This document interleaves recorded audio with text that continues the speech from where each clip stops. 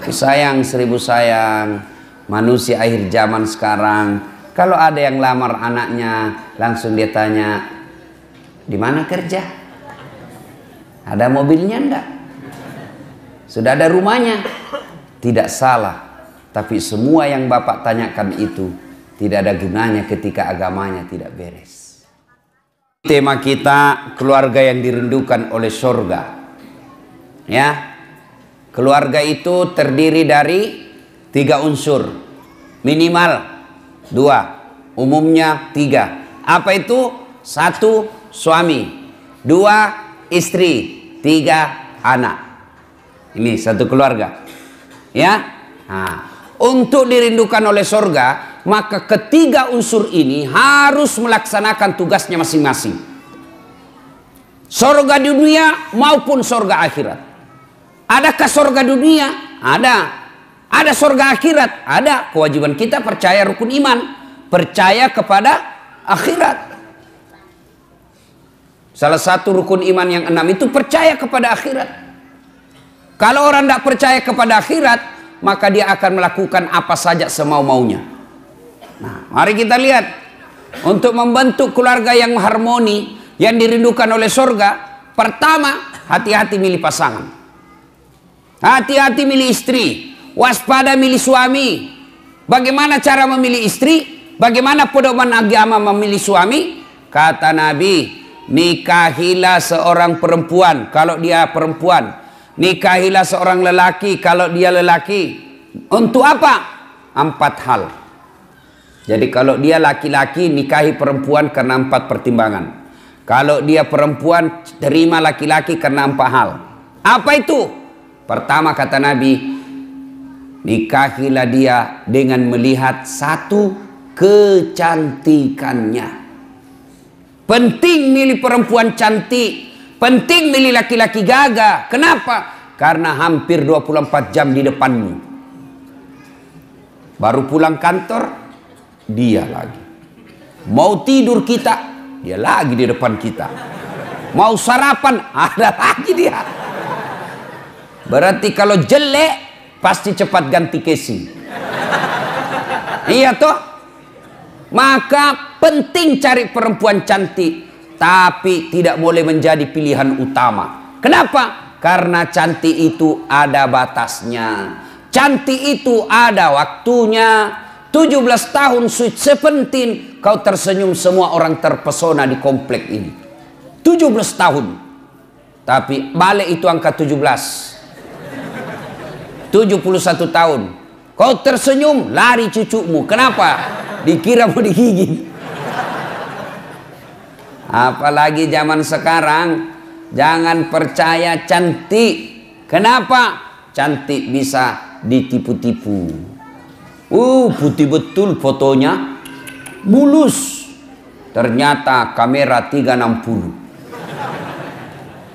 Cantik, tapi tipu-tipu. Hitam aslinya, ketemu aslinya. Putih di fotonya, ketemu aslinya hitam. Mukanya putih betul, hitam, lehernya hitam.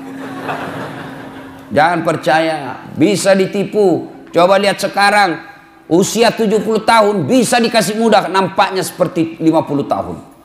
Maka cantik penting, tapi tidak boleh menjadi pilihan utama. Kenapa? Karena cantik itu ada batasnya.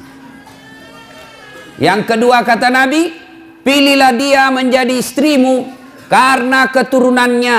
Penting melihat keturunan, tapi tidak boleh menjadi prioritas utama. Kenapa? Karena ada orang, bapaknya Nabi, anaknya pengkhianat. Belajar dari kisahnya Nabi Nuh.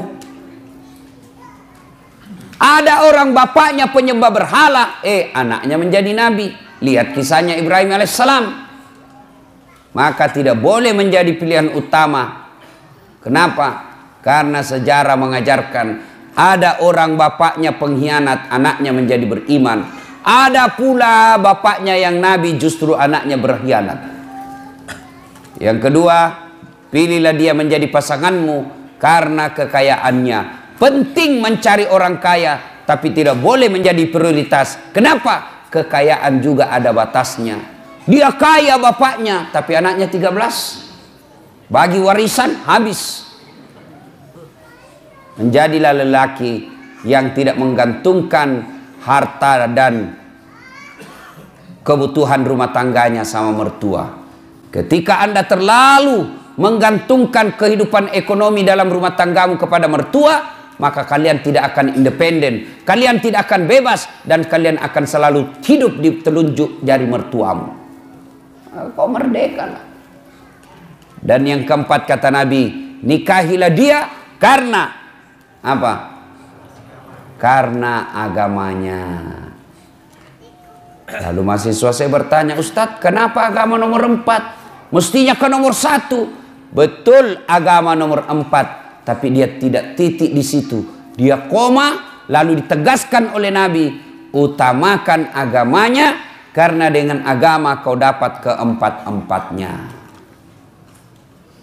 Untuk mendapat, dialah keturunan baik-baik, dia cantik, dia orang kaya, kemudian bagus agamanya, kumpul empat-empatnya ini, 1000 perempuan belum tentu ada satu. Ada yang cantik mukanya, akhlaknya kesurupan. Ada lagi anak orang kaya, mukanya lagi hancur. Ada lagi keturunan baik-baik, miskin lagi. Untuk mendapat sempurna 4 sangat sulit. Kalau ada di Bengkalis ini, di komplek Duri ini, kalau ada ibu, tolong tunjukkan saya juga masih mau. Jatah kita kan 4 giga bos. Sayang kita dikasih 4 giga, kok cuma pakai 1 kuota weh. Sayang pak, mubasir 3 giga. Iya kan, 1 giga kabur gambar, hilang-hilang sinyal, tiba-tiba haid, hilang lagi sinyalnya.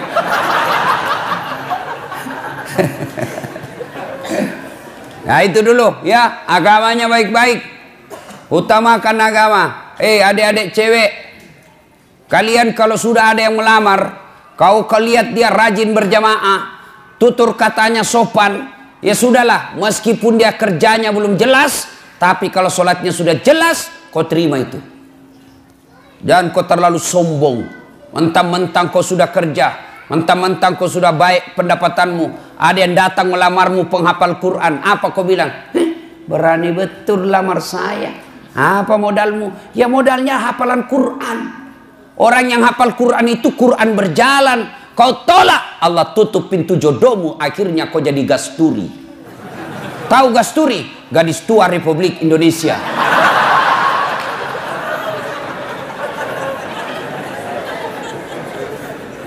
Bapak-bapak, nih bapak-bapak yang punya anak gadis, jika kalian menemukan lelaki yang akhlaknya baik, agamanya baik, kau terlalu takabur dan sombong kalau kau menolak orang-orang yang baik agamanya. Rezeki Allah yang ngatur. Jangan kau jadikan bahwa orang nanti bahagia dalam rumah tangga kalau banyak duitnya.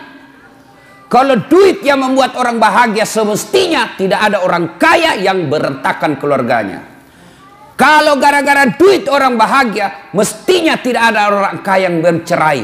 Tapi buktinya berapa banyak orang kaya akhirnya berujung perceraian. Kenapa? Karena dia tidak temukan kebahagiaan dalam duit.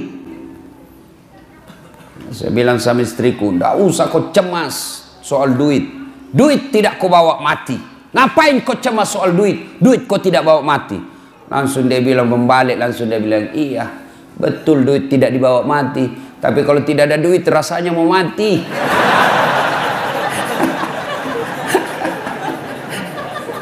Salatullah salamullah ala toha Rasulillah.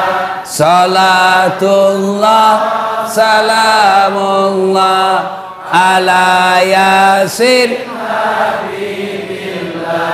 Alhamdulillah. Kalau mau keluarga bahagia yang dirindukan oleh surga, mulailah dari memilih pasangan.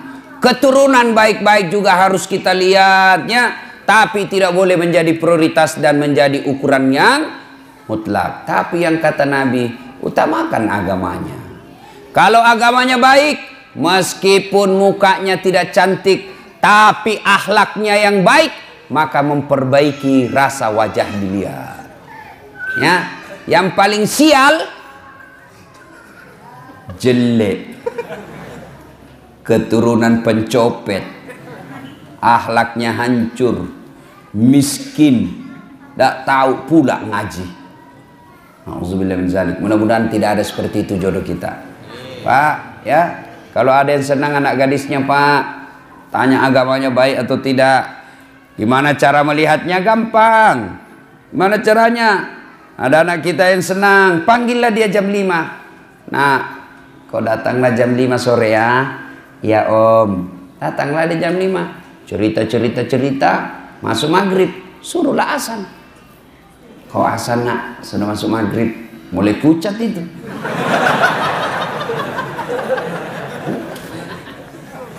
Sudah asan, nah, suruh imam sholat. Nah, sekalian kau imam sholat maghrib. Sebentar lagi kau akan menjadi imam bagi anak saya. Saya kau mendengar, gimana kau imam? Kalau dia sudah jadi imam baca Al-Fatihah masih lancar. Begitu surah pendek, langsung dia ambil pilihan paling tepat. Kul huwallahu ahad. Sudah perlu mencurigakan itu, Pak. Tapi sayang, seribu sayang, manusia akhir zaman sekarang, kalau ada yang lamar anaknya, langsung dia tanya, di mana kerja? Ada mobilnya enggak? Sudah ada rumahnya? Tidak salah, tapi semua yang Bapak tanyakan itu tidak ada gunanya ketika agamanya tidak beres.